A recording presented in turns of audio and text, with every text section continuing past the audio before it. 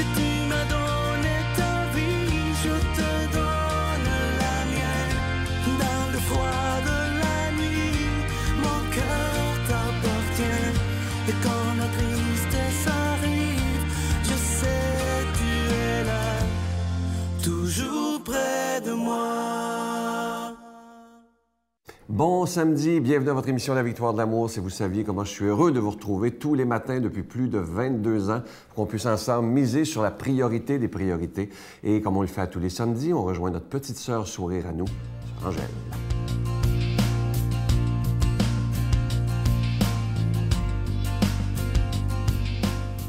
Eh bien, alors, bonjour. Oh, que je suis contente. Moi, j'aime la chaleur. Oh, c'est incroyable.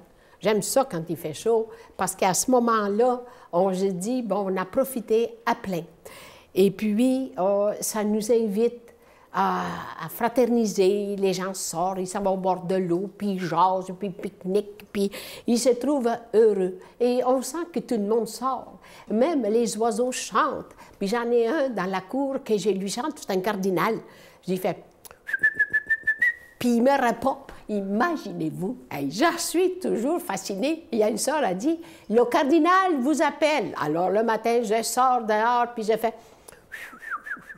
Et il me répond, ah, que c'est beau. J'ai dit, j'aime beaucoup les oiseaux, parce que les oiseaux annoncent le printemps, l'été, ils annoncent l'automne, ils annoncent l'amour. Alors, aujourd'hui, je vais vous parler du vivre le présent.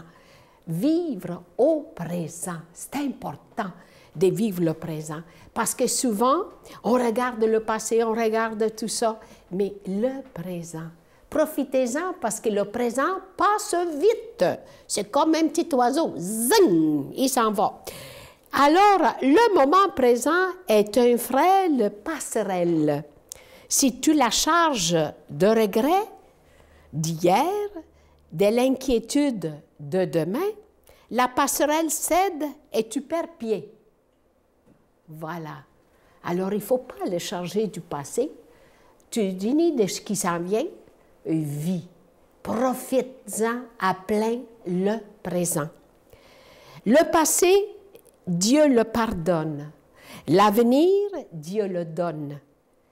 Vis le jour d'aujourd'hui en communion avec lui. Et s'il y a lieu de t'inquiéter pour un être bien-aimé, regardez-le dans la lumière et du Christ ressuscité. Voilà. C'est dire, c'est beau. Aujourd'hui, je vis. Je vis, je chante. Et puis, allez-y, marchez dans l'herbe. Ça enlève toute l'électricité de l'hiver, la mauvaise électricité. Alors, c'est pour ça que je trouve ça bien d'avoir pensé à une passerelle. Parce que la passerelle, c'est quelque chose qui est très fragile. Et la très fragilité, la passerelle, c'est la vie. C'est notre vie qui est fragile. Souvent, les gens ne se gênent pas de l'attaquer. Et puis, ils disent, paf, ça ne fait rien, elle est capable d'en prendre. Mais on n'est jamais capable d'en prendre parce qu'on a la sensibilité du cœur, mais on a aussi l'amour du Christ. Notre Père qui es aux cieux, que ton nom soit sanctifié, que ton règne vienne, que ta volonté soit faite sur la terre comme au ciel. Donne-nous aujourd'hui notre pain de ce jour. Pardonne-nous nos offenses comme nous pardonnons à ceux qui nous ont offensés.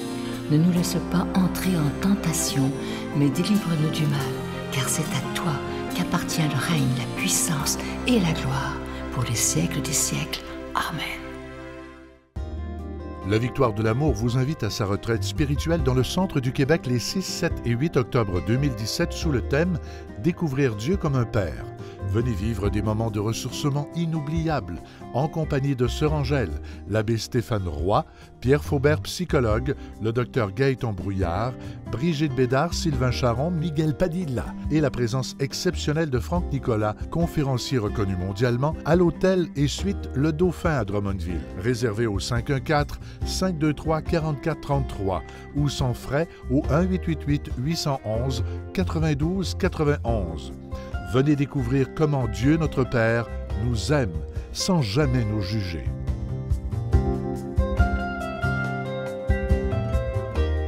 prends quelques instants pour solliciter votre aide pour le ministère de la Victoire de l'Amour. Comme vous le savez, je vous en parle depuis 3 semaines. Le mois de juin a été très difficile au niveau des dons et c'est pour ça qu'on a pris une décision risquée. En juillet, vous savez que c'est déjà assez difficile l'été, mais on a décidé dans la foi, on fait une confiance totale en ce Jésus qui est le maître de l'impossible, de ne pas mettre de cadeaux afin qu'on puisse se relever un peu.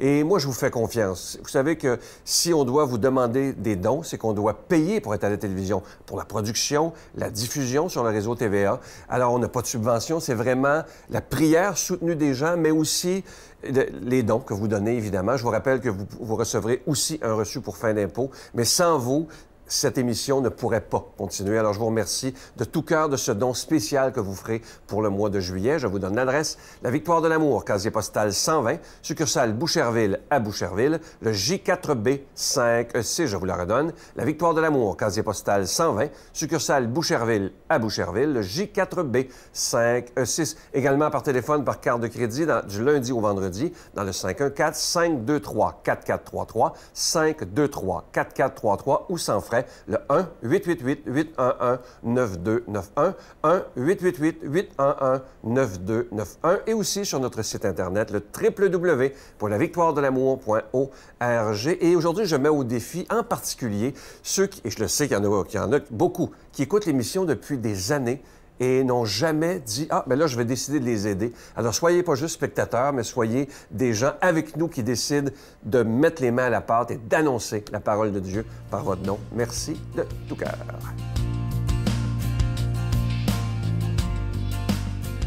Mon Dieu, donnez-moi la sérénité d'accepter les choses que je ne peux changer, le courage de changer les choses que je peux et la sagesse d'en connaître la différence.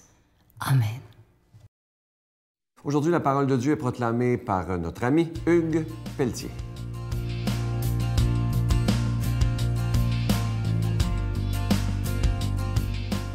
Bonjour. Écoutons ensemble cet évangile de Jésus-Christ selon saint Luc.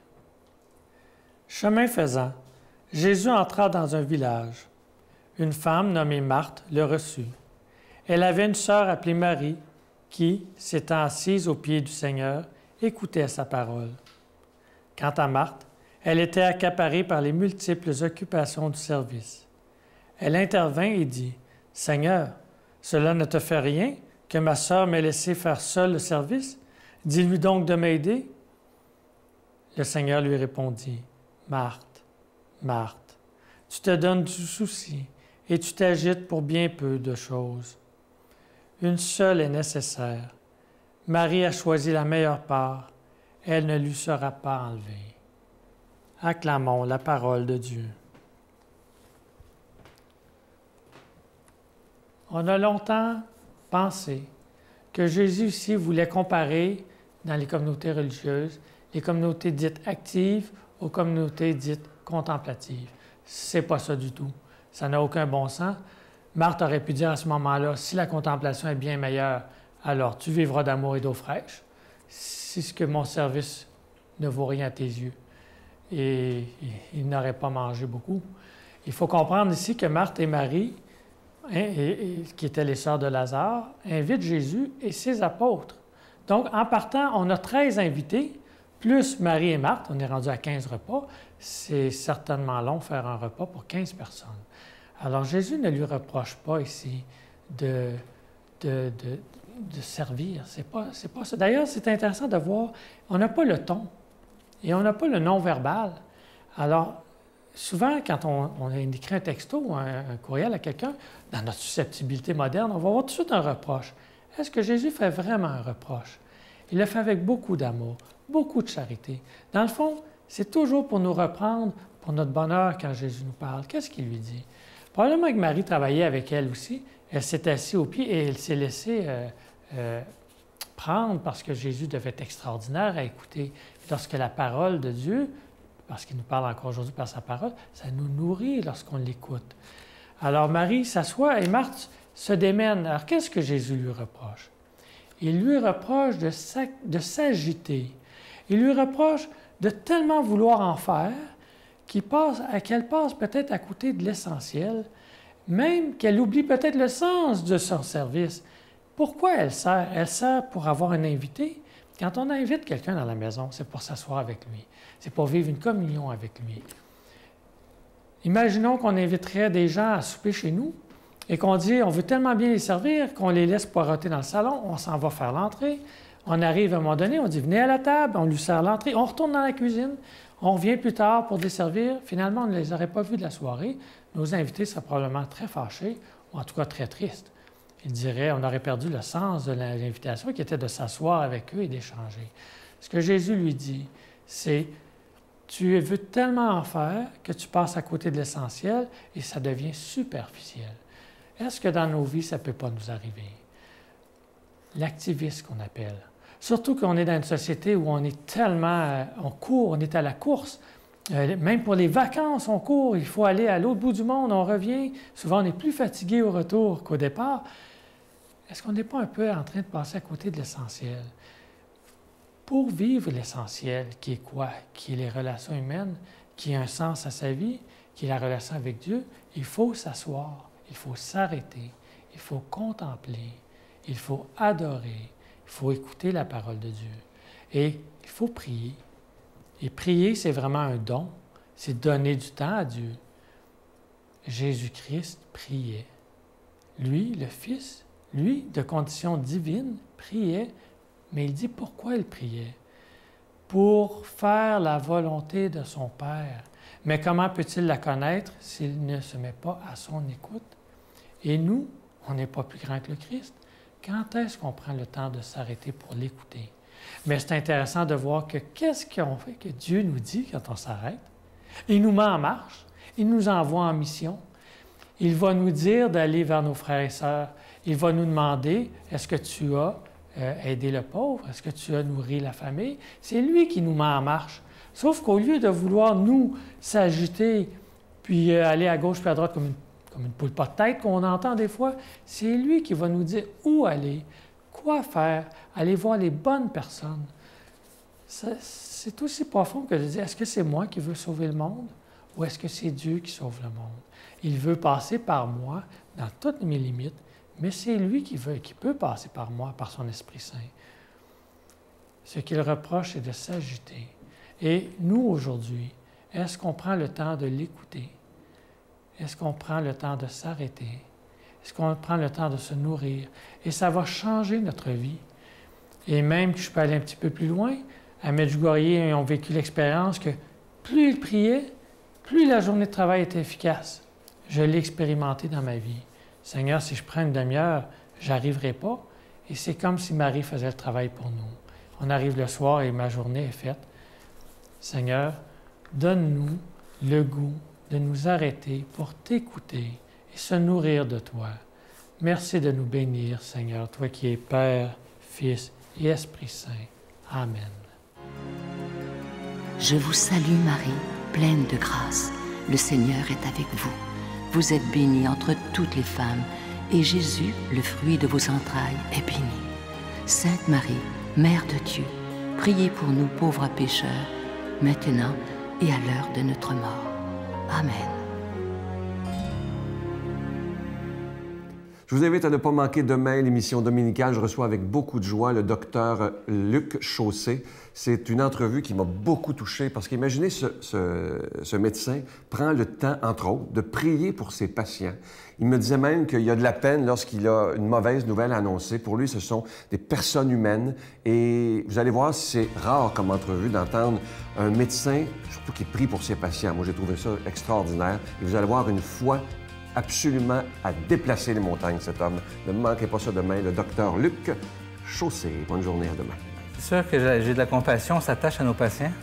Et bien entendu, quand on sait qu'ils vivent des moments difficiles, pas juste la mort, des moments difficiles, des brisures familiales, des problèmes dans leur couple, tout ça, c'est sûr que ça vient toujours me chercher. Parce que je suis proche d'eux. Je suis pas capable de garder une distance. On aimerait tous avoir un médecin comme vous.